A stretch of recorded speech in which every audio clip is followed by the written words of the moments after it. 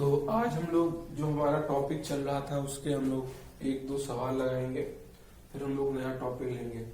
तो question number एक कह रहा है कि दो नाभिकों की त्रिज्याओं की तुलना कीजिए। तो हमारा क्वेश्चन कह रहा है दो नाभिकों की त्रिज्याओं की तुलना कीजिए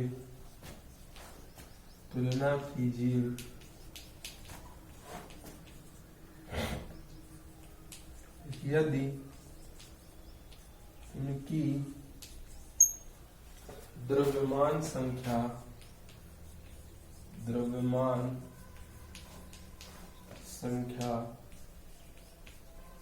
क्रमशः 1 और 27 है। अच्छा, द्रव्यमान संख्या दिया हुआ है, कहने का मतलब A1 का मान 1 दिया है और A2 का मान कितना दिया हुआ, 27। अब इनकी त्रिज्याओं की हमें क्या करना है, तुलना करना है। हमने सूत्र पढ़ रखा है R बराबर होता है R0 A की पावर 1/3। अब हम क्या करेंगे, R1 के लिए अलग मान लेंगे और R2 के लिए क्या मान लेंगे, अलग मान लेंगे। तो लिखेंगे R1 अपान में R2 बराबर R0 A1 की पावर 1/3। इसी तरह क्या लिखेंगे, R0 A2 की पावर 1/3। R0 से R0 कैंसिल हो जाएगा। R1 बटे R2 को हम लोग लिख सकते हैं A1 अपान में A2 पूरे की पावर 1/3। ये हम लोग आसानी से लिख सकते हैं। अब A1 का मान डाल दे यहाँ पर और A2 का मान डाल दे यहाँ पर। देखिए अगर यहाँ पर मान रख दे तो क्या हो जाएगा, देखिए 1/27 की पावर 1/3। अच्छा, अब हमें इसका 27 का घनमूल लेना है, क्यूब रूट लेना है। तो 27 का घनमूल कितना होता है, 3, और 1 का घनमूल कितना होता है, 1। तो 1 तो वैसे ही 1 रहता है। तो हम लोग क्या लिखेंगे, 27 का घनमूल कितना होता है, 3। तो इसलिए हम लोग लिखेंगे यहाँ पर भैया R1 अपान में R2 का मान आ जाएगा 1/3। कितना आ जाएगा भैया, 1/3। और यही क्या हो जाएगा हमारा आंसर। तो त्रिज्याओं की तुलना कह रहा है, त्रिज्याओं की तुलना कीजिए। तो त्रिज्या की तुलना हो गई, अगर R1 की 1 है तो त्रिज्या R2 की कितनी हो जाएगी, 3 गुना उससे हो जाएगी। तो ये एक सवाल आपको करना है, स्क्रीनशॉट ले लीजिए अगर आपको लेना है।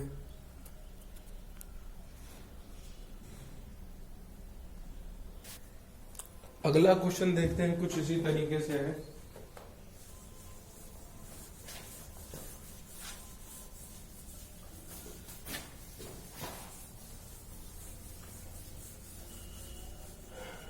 क्वेश्चन नंबर 2 देखेंगे। कह रहा है कि दो नाभिकों की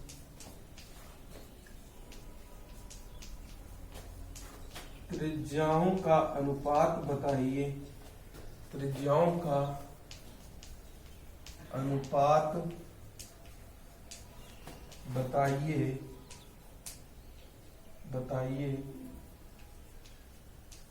यदि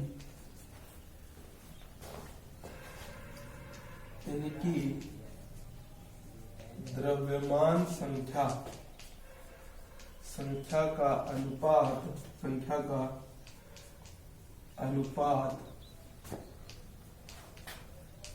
1/8 हो। अच्छा, 1/8 दिया और अनुपात का मतलब होता है बटा। तो हम लोग लिख सकते हैं यहाँ पर A1 अपान में A2 का मान दिया है 1/8। अब आपको निकालना है त्रिज्या का अनुपात। तो लिखेंगे R1 अपान में R2 बराबर R0 अपान में R0 हो जाएगा। A1 की पावर 1/3, A2 की पावर भी 1/3। R0 से R0 क्या हो जाएगा, कैंसिल हो जाएगा। यहाँ पर बचेगा R1 अपान में R2, इसको लिख सकते हैं A1 अपान में A2 पूरे की पावर आ जाएगा 1/3। अब A1 बटे A2 का मान हमको बताया कितना होता है 1/8, तो यहाँ पर मान रख देंगे R1 बटे में R2 बराबर क्या हो जाएगा 1:1/8 और 1/3। अच्छा, 1 का घनमूल 1 होता है, जबकि 8 का घनमूल कितना होता है 3। तो हम लोग यहाँ पर लिखेंगे, इसको कैसे लिखा जाता है देख लीजिए। मान लीजिए 2 की पावर हम 8 को लिख सकते हैं 3, और इसकी पावर है 1/3। जब ब्रैकेट में पावर्स होती हैं तो इनकी क्या हो जाती है गुणा, तो 3 गुणे 1/3 हम लोग लिख सकते हैं। तो 3 से 3 कट जाएगा, कितना बचेगा 2। इसीलिए 8 का घनमूल कितना होता है 2। तो हम लोग यहाँ पर लिखेंगे R1 बटे में R2 का मान कितना आ जाएगा 1:2, 1/2 कह सकते हैं, और 1:2। और ये बटे को हम लोग अनुपात भी लिख सकते हैं। तो R1 अनुपात R2 बराबर क्या लिखा जा सकता है 1:2। ये भाई इसका क्या हो गया आंसर हो गया। तो ये हमारा अगले क्वेश्चन का क्या हो गया आंसर हो गया। तो इसको एक बार स्क्रीनशॉट लेंगे, फिर आगे बढ़ेंगे हम लोग।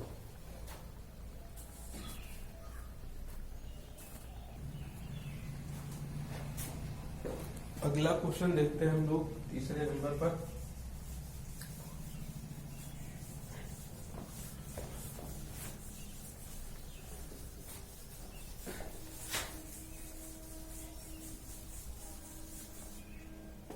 अगला क्वेश्चन है हमारा तीसरे नंबर पर,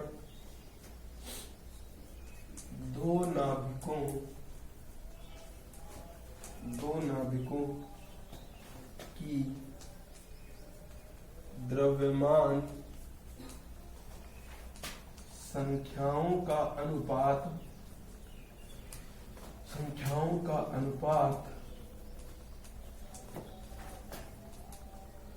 1:2 है, तो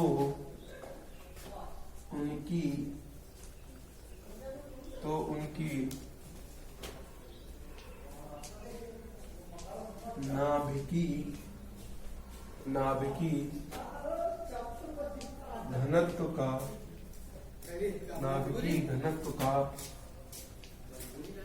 अनुपात बताइए। नाभिकी घनत्व का अनुपात बताइए। अच्छा, आपको पता होगा कि जो हमारी नाभिकी घनत्व होती है, न्यूक्लियर डेंसिटी होती है, ये किसी भी तरीके से द्रव्यमान संख्या पर निर्भर ही नहीं करती। इसलिए आंसर में क्या लिख सकते हैं हम लोग सॉल्यूशन में इसके, इसका अनुपात 1:1 ही बना रहेगा, क्योंकि सूत्र में ये फैक्टर ही नहीं आया था। तो क्योंकि नाभिकीय घनत्व नाभिक के परमाणु भार या द्रव्यमान संख्या पर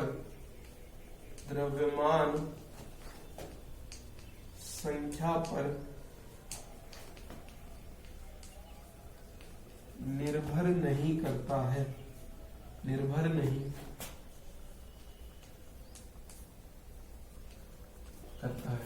तो ये बात आपको याद रखनी है, आप इसको नोट कर सकते हैं। तो इसलिए इसका अनुपात कितना बना रहेगा 1:1, क्योंकि जब हमने आपको नाभिकीय घनत्व पढ़ाया था तो वहां पर ये बात साफ साफ बताई गई थी कि किसी भी तरीके से निर्भर नहीं कर रहा है, और क्योंकि ए वाला जो फैक्टर होता था वो ऊपर नीचे से कट जाता था। तो इसका आंसर ये हो गया, आप लोग इसको लिख लेंगे।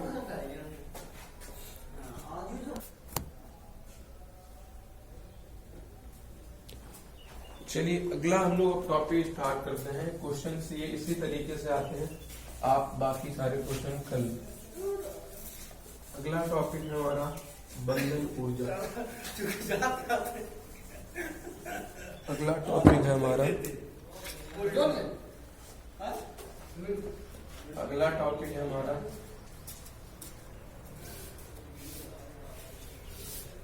बंधन ऊर्जा। इसे ही कहते हैं हम लोग बाइंडिंग एनर्जी।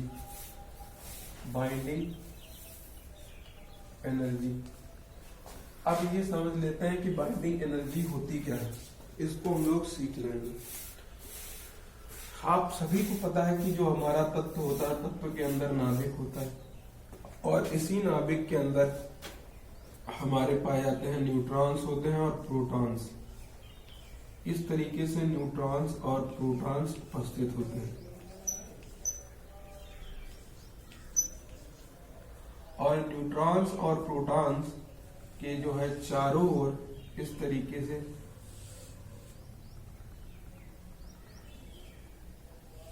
वृत्तीय कक्षाओं में इस तरीके से क्या होता है, वृत्तीय कक्षाओं में इलेक्ट्रॉन क्या करते रहते हैं, गति करते रहते हैं। इस तरीके से इलेक्ट्रॉन क्या करते रहते हैं, गति। और ये होता है नाभिक और नाभिक के अंदर पाए जाते हैं न्यूट्रॉन है और प्रोटॉन। तो नाभिक के ऊपर चार्ज होता है 0, प्रोटॉन के ऊपर चार्ज होता है प्लस। तो 0 में प्लस जोड़ेंगे तो आ जाएगा प्लस, इसीलिए नाभिक को हम लोग दिखाते हैं प्लस से। किससे दिखाते हैं, प्लस से। और नाभिक के अंदर पाए जाने वाले न्यूट्रॉन और प्रोटॉन दोनों को आपस में मिलाकर हम लोग एक नया शब्द दे देते हैं, न्यूक्लियॉन। क्या दे देते हैं भाई, न्यूक्लियॉन। तो न्यूक्लियॉन क्या है, न्यूट्रॉन और प्रोटॉनों की संख्या नाभिक के अंदर क्या कहलाती है, न्यूक्लियॉन। नाभिक के अंदर उपस्थित न्यूट्रॉन और प्रोटॉनों की संख्या का योग ही क्या कहलाता है, न्यूक्लियॉन। अब इन्हीं न्यूक्लियॉन को नाभिक के अंदर बांधे रखने की जो ऊर्जा है इसे ही कहते हैं क्या, बंधन ऊर्जा। तो बंधन ऊर्जा क्या है, नाभिक के अंदर उपस्थित न्यूक्लियॉन को बांधे रखने की ऊर्जा है क्या कहलाती है, बंधन ऊर्जा कहलाती है। तो वह ऊर्जा जिससे नाभिक के अंदर उपस्थित न्यूक्लियॉन या फिर न्यूट्रॉन और प्रोटॉन बंधित रहते हैं, इसी ऊर्जा को ही क्या कहते हैं, बंधन ऊर्जा। अच्छा, बंधन ऊर्जा ये हमें मिलती कहाँ है, तो ये बंधन ऊर्जा हमें द्रव्यमान के अंतर से मिलती है, मास डिफेक्ट से मिलती है। अभी हर एक बात को लिखा दिया जाएगा, मास द्रव्यमान के अंतर से मिलती है। तो चलिए सबसे पहले बंधन ऊर्जा क्या है, तो नाभिक के अंदर उपस्थित न्यूट्रॉन और प्रोटॉन अर्थात न्यूक्लियॉन को बांधे रखने की ऊर्जा ही बंधन ऊर्जा कहलाती है। चलिए हम लोग लिखते हैं सबसे पहले,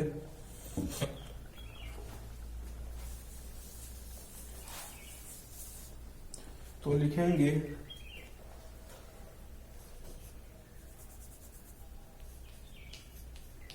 नाभिक के अंदर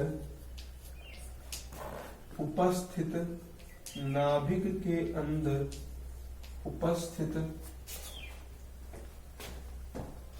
न्यूट्रॉन व प्रोटॉन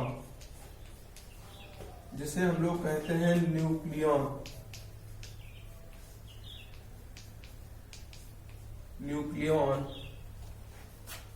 को बांधे रखने की ऊर्जा को बंधन ऊर्जा कहते हैं।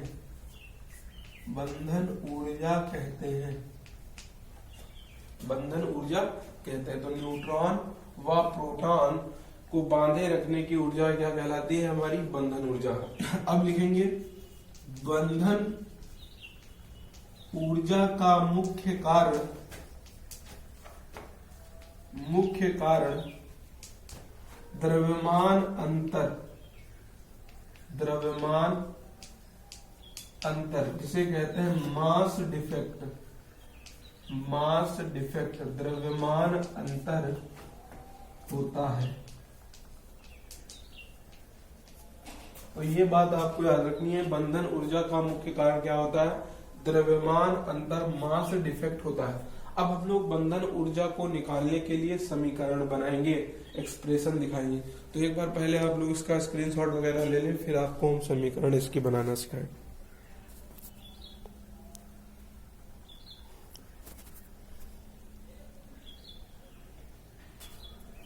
चलिए अब देखते हैं कैसे बंधन ऊर्जा को दर्शाया जाएगा।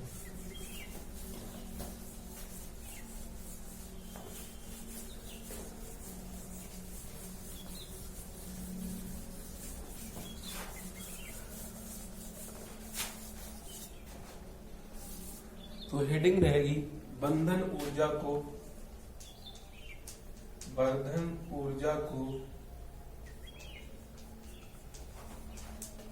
दर्शाना।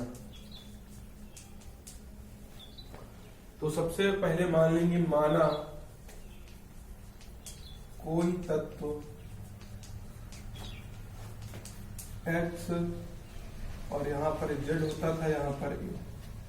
तो लिखेंगे माना कुछ द्रव्यमान मान लेंगे, माना तत्व का प्रयोगात्मक द्रव्यमान बराबर कैपिटल N, प्रोटॉन का द्रव्यमान बराबर mp, न्यूट्रॉन का द्रव्यमान बराबर mn। अब वास्तविक द्रव्यमान कैसे लिखेंगे? वास्तविक द्रव्यमान तत्व का वास्तविक द्रव्यमान, तो जितने प्रोटॉन हैं और जितने न्यूट्रॉन हैं इन दोनों के योग को ही क्या कहते हैं? वास्तविक द्रव्यमान कहेंगे। अच्छा, प्रोटॉन कितने हैं? मान लीजिए एक प्रोटॉन का मास कितना है? mp। तो होते कितने हैं? z। तो लिखेंगे z mp हो गए हमारे क्या? प्रोटॉन का द्रव्यमान। अब न्यूट्रॉन का, एक न्यूट्रॉन का द्रव्यमान है mn। टोटल न्यूट्रॉन होते कितने हैं? a minus z। तो लिखेंगे a माइनस z हो गए न्यूट्रॉन की संख्या और गुणे कर देंगे एक द्रव्यमान का गुणा। तो ये हो गया हमारा वास्तविक द्रव्यमान। तो इतने हमने तत्व मान लिए हैं कि वास्तविक द्रव्यमान क्या है। अब जो है हम लोग द्रव्यमान में अंतर निकालेंगे। तो द्रव्यमान में जब अंतर निकालेंगे तो वास्तविक द्रव्यमान में से घटा देंगे किसको भैया? प्रयोगात्मक वाला जो द्रव्यमान है। तो लिखेंगे द्रव्यमान अंतर बराबर वास्तविक द्रव्यमान माइनस में, वास्तविक द्रव्यमान माइनस में प्रयोगात्मक द्रव्यमान। अच्छा, वास्तविक द्रव्यमान कितना है ये निकाला है। तो लिखेंगे ZMP प्लस में A minus Z M into में N। ये हो गया वास्तविक। इससे घटा दें क्या? प्रयोगात्मक वाला। तो ये आ गया भैया क्या? द्रव्यमान जो है, द्रव्यमान में अंतर। अब इस द्रव्यमान अंतर को बदल दें अगर ऊर्जा में, किसकी मदद से? आइंस्टीन की ऊर्जा समीकरण से। तो लिखेंगे आइंस्टीन की द्रव्यमान ऊर्जा समीकरण से। तो बाइंडिंग एनर्जी BE क्या बन जाएगी भैया? डेल्टा M, ये भाई डेल्टा M निकला गया मास में अंतर, इंटू में C स्क्वायर। तो हम लोग लिखेंगे BE बराबर डेल्टा M का मान ये है ZMP प्लस में A minus Z M into में N माइनस का M, इसकी पूरे से गुणा करा दीजिए काहे से? C स्क्वायर से। तो यही हो गई हमारी बाइंडिंग एनर्जी। आपको दिख रहा होगा ये आ जाएगी हमारी बंधन ऊर्जा।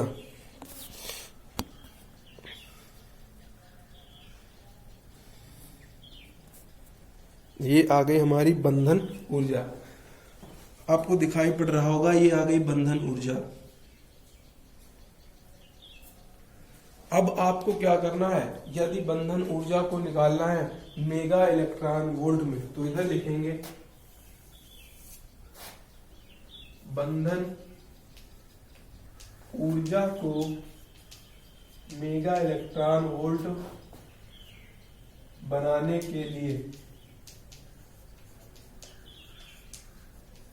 तो बीई बराबर ऐसे आता है भाई हमारा डेल्टा एम सी स्क्वायर होता है। यदि हम लोग इसमें 931 बटे में सी स्क्वायर से क्या करते हैं गुणा, तो ये बन जाएगा मेगा इलेक्ट्रॉन वोल्ट।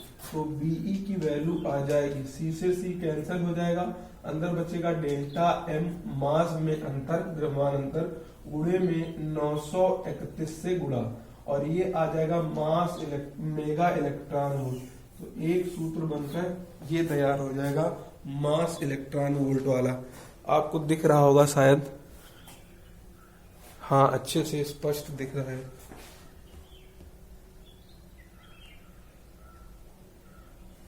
चलिए आज इतना ही रखते हैं, फिर बाकी इसमें जो बचा है वो आगे पढ़ा दिया जाएगा।